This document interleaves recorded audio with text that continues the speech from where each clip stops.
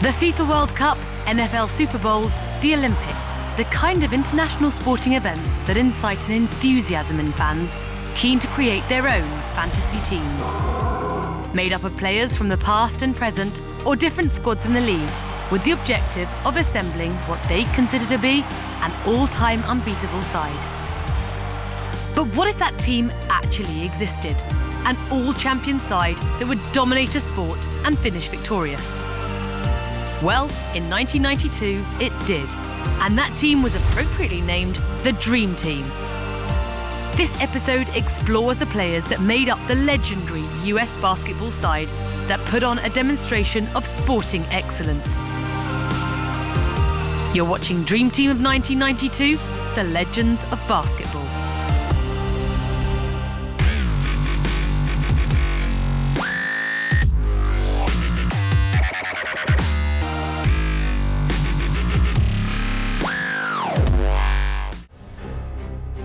Up until 1968, the USA had dominated basketball at the Summer Olympics, winning 14 of the 17 tournaments they'd participated in.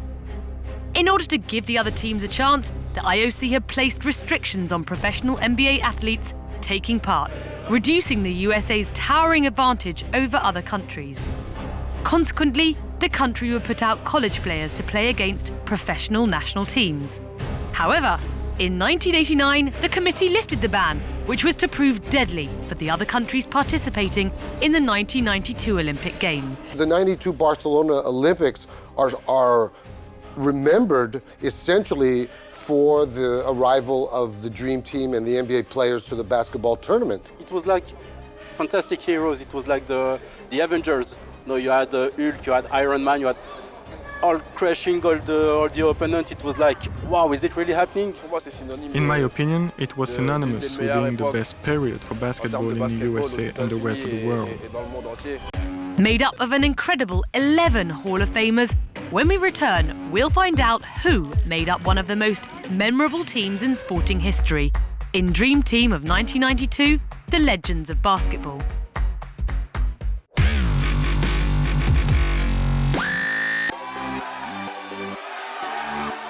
Welcome back to this episode dedicated to the US Olympic basketball team of 1992, or the Dream Team as it's more familiarly known. We'll be discovering each player that made up this magical side.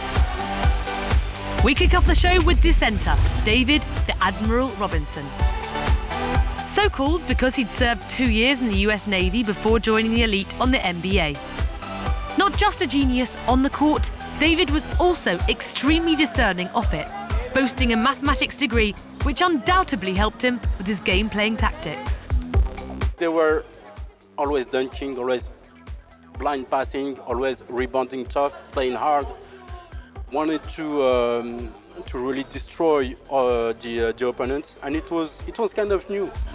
The nice guy of basketball measured in at 7'1" and was a highly respected figure in the game, renowned for his quick pace and agility, and was subsequently regarded as one of the top centres of his time.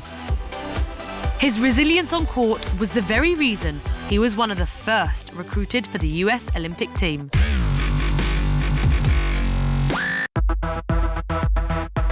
The signature training shoe was conceptualised in the 1980s, and by the time the Olympics came around, several of the top players boasted their own signature model. However, the next player on our list took it one step further, creating his own brand of sneakers that he designated the rather original name of Ewing Athletics.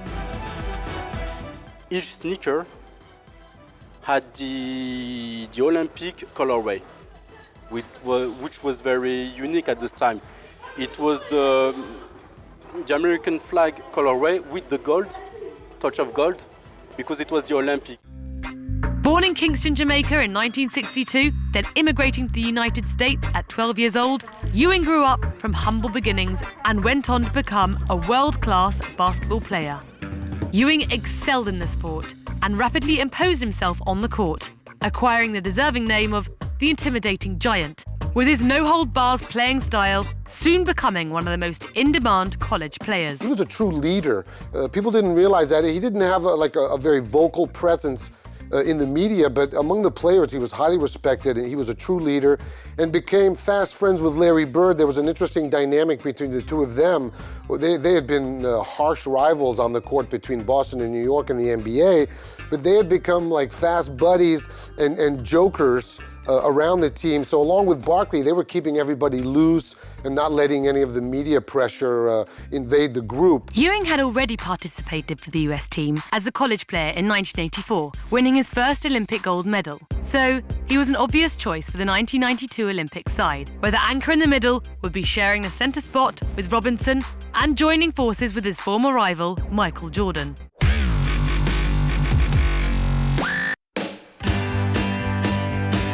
We've already met an admiral and a player that created his own basketball brand, so let's see who's up next. When you're nicknamed the mailman in a sport, it's highly unlikely your teammates are referring to your posting abilities. It was, of course, the familiar sobriquet of Karl Malone, known for his exceptional ability to deliver the ball to his fellow players. Utilising his grand stature and strength to dominate the court, Malone spent 18 seasons on the NBA with the Utah Jazz, during which time he formed one of the most consistent guard-forward duos with his teammate John Stockton, who he'd be paired up with again for the '92 Olympics. Karl Malone was a Barkley type, very physical inside player that could do it all, shoot, rebound. He had an important role to mix it up in the paint with the centers, but he was not the most dominating player on the team, which was the case on his club in Utah, where he was even MVP of the NBA one year. But this was not the NBA. This was playing for their country, and it carried a whole different meaning for the players. This was not about money. This was not about marketing and publicity and advertising contracts, and it was not the materialistic world. This was a whole different thing. This was patriotism. This was, getting the gold medal back to the USA, where the Americans figured it should never have left. He famously said he wasn't going home without a gold medal, and he lived up to his promise.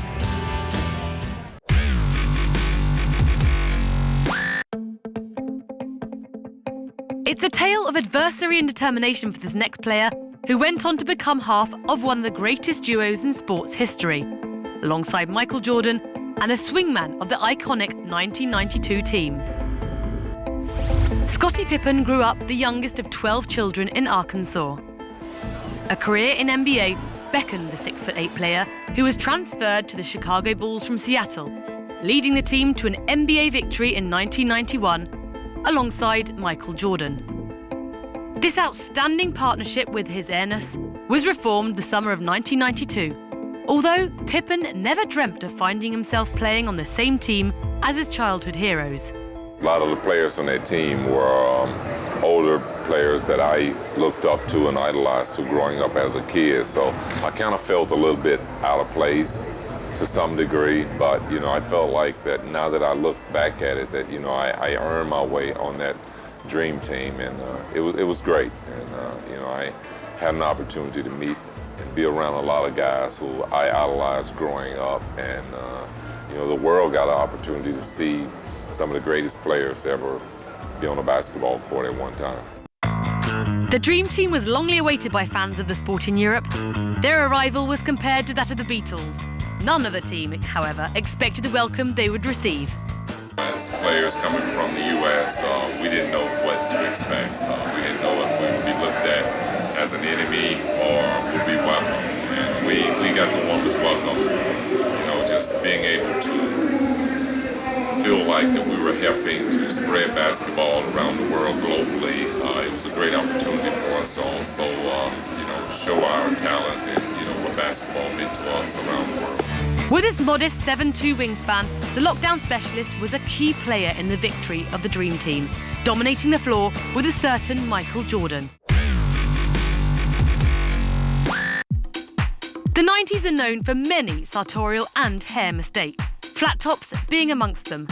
A hairstyle synonymous with Vanilla Ice, Kid and Play, and the next player on our list, Chris Mullin. The native New Yorker had already collected numerous accolades, such as the College Player of the Year, and had been voted 3 times Big East Player of the Year. For numerous reasons, the successful player subsequently became hooked on alcohol, turning himself into an alcohol rehabilitation centre in 1987.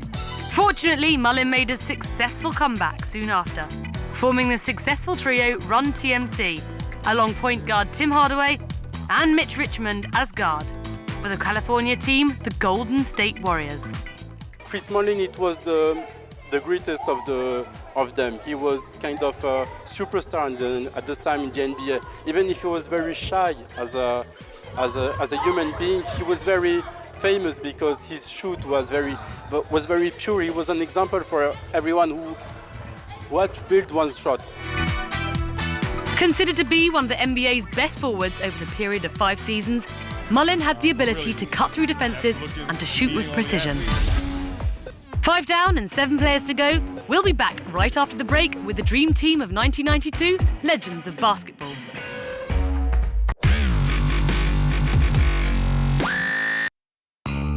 Welcome back to the Dream Team of 1992, legends of basketball. Before the break, we met one basketball legend who was not expecting the celebrity welcome the team received in Barcelona, and a player with a penchant for Vanilla Ice-inspired haircuts. Let's find out who the other players are on this list. Being labelled the underdog usually alleviates the pressure on a player or a team. However, this was not the case for the rookie Christian Laettner, who found himself playing up against his childhood basketball heroes. He never played in the NBA or professionally. He was one of the superstars, but in college. So being like the chosen one, like the unexpected chosen underdog kind of, in the middle of all these all-stars, and he kind of, had to blend in, to fit in, and to make his space in between all those, huge players.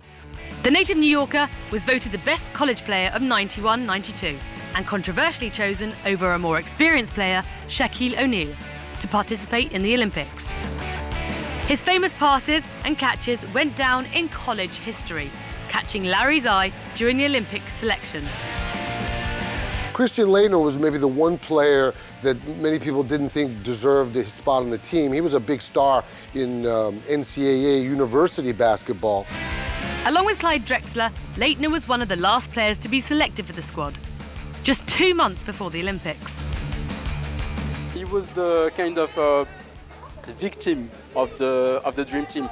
He was the valet of Michael Jordan and Charles Barkley. He had to carry all of their luggage. He had to bring the breakfast, the food whenever they needed. He didn't disappoint though, and went on to play in all 8 games of the tournament, shooting 90% from the free throw line.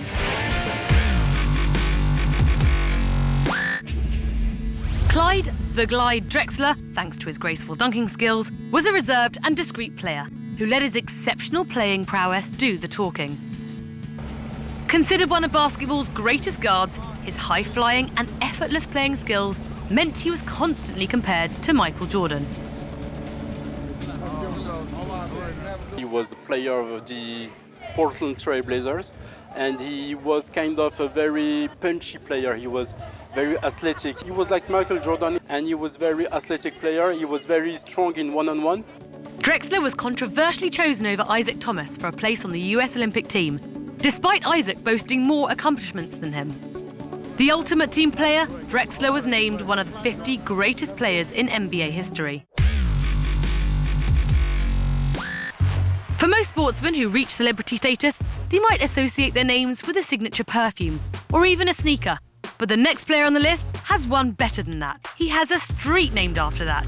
So if you're ever in Salt Lake City, you can hit up John Stockton Drive, a player that marked NBA and Olympic history. Ironically, he was one of the only Dream Team players who could stroll around Barcelona with his family without being harassed by fans during the Olympics.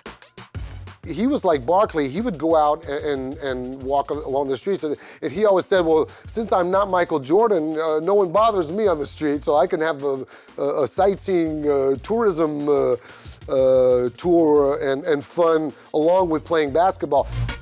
Stockton was a hard-nosed defender and one of the most prolific assisters and stealers in NBA history. Physically less imposing than other players, measuring at 6'1", What he lacked for in height, he made up for with his abnormally large hands, which allowed him to throw one-hand passes off the dribble with amazing accuracy. Stockton was just the greatest passer ever, and he was the one that was really passing the ball around and making sure that everybody touched the ball and that everyone was enjoying themselves. So he had an important role on the court as the number one playmaker. Stockton played for the Utah Jazz over an incredible 19 seasons, pairing up with Karl Malone, affectionately known as the pick-and-roll duo. Stockton had been cut from the 1984 Olympics team. His call-up in 1982 was the occasion for the player considered the epitome of efficiency to redeem himself. The next player on the team is known for his quick-witted comebacks and loose tongue. Chuck, Sir Charles, or even the Round Mound of Rebound, he may have collected their comical nicknames, but Charles Barkley was far from being a joker on the court. I was on tour with the French national team, playing a few friendly matches, and I remember seeing this little fat, excuse me, Chuck, this little fat guy on the sidelines, a bit chubby, and he presented a certain shock to us. He wasn't the Sir Charles as he became to be known. And that evening, we played against him and he walked all over us.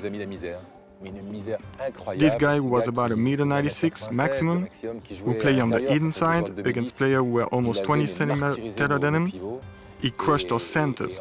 We had a preview of the player he was set to become. Despite the high security surroundings of the US basketball team, Barkley would frequent the Spanish nightclubs in La Ramblas, armed with what he considered to be the only protection he'd need, his fists. He was one of the few players that didn't stay holed up in his hotel room. He was out in the streets partying with the fans in Barcelona and became probably even more popular than Jordan because of that. He was the fun guy to be around, always ready to go out and have a party, mixed with the fans. So he was a really important part of the Dream Team. On the court, he was a dominating player too, but maybe his effect was more outside the court. A dominating power forward, Barkley was an incredible addition to the Dream Team.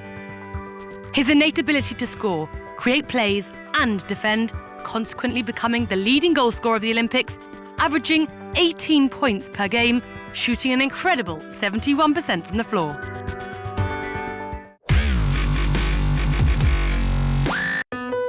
Proof that the Dream Team was made up of exceptional players. Only a few months prior to the selection, our next player on the list had gone into hospital for intensive back surgery. Despite the recommendations of medical staff to rest, the surgeon was aware of the player he was treating and stated, "Bird won't let anything stop him." And it didn't. They had so much advance over European basketball that they could play 70% or even 50% of their potential. It's true that I couldn't have imagined a team such as the Dream Team, with each one of its players with a real point guard. They play throughout the duration of the Olympics without an allocated point guard. It's Jordan and Pippen who took on the role. I couldn't even imagine the Dream Team would have been like had Larry Bird been playing at his peak. His career was winding down, and he said that the Olympics were a good way to go out on a winner. In July 1992, having shot an outstanding 80% from behind the line in Barcelona, he announced it would be his last professional game after 13 successful years playing for the Boston Celtics. When we return, we'll find out the top two players that made this team, the dream that it was put out to be.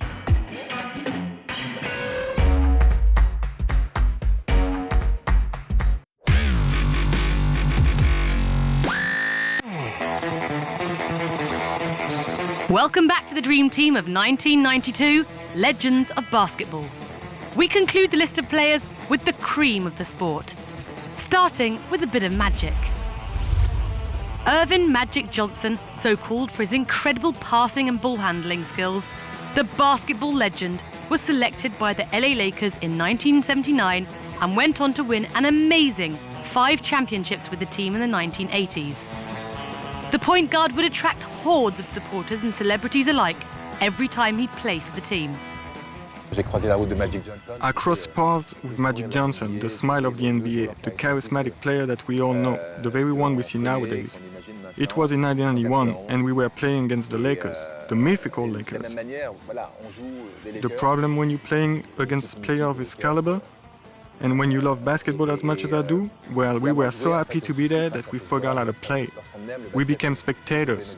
They weren't the opposition, but the time it took us to take everything in, well, we were 30 points down. The match was pretty much decided. Disaster struck on November the 7th, 1991. The American press received a message stipulating press conference at 2 o'clock. Major announcement concerning Magic. The 32-year-old stepped up to the global medias and announced his contraction of the HIV virus and that he would retire from professional basketball. He shunned the spotlight and went into exile. He described his selection as almost like a lifesaver, as his fellow teammates had expected him to die from the disease. Magic had been retired for a full season before he was called up to play for the national US team at the Olympics in the summer of 1992. Magic Johnson HIV story was all mixed in there. Here's a guy who has HIV, and he's getting hugs from everybody, and no one's worried about are they going to catch his disease. And it was just a big fraternity and camaraderie sort of hug fest, and it was more about patriotism than materialism. And so to me, there was a lot of really positive values being shown around this final. The future improvement of international basketball and what the Dream Team was bringing to international basketball in general. A true fighter in the real sense of the word, Johnson went on to be honored as one of the 50 greatest players in NBA history and was later voted America's most influential black businessman. Magic has overcome adversity to become one of the most respected players both on and off the court.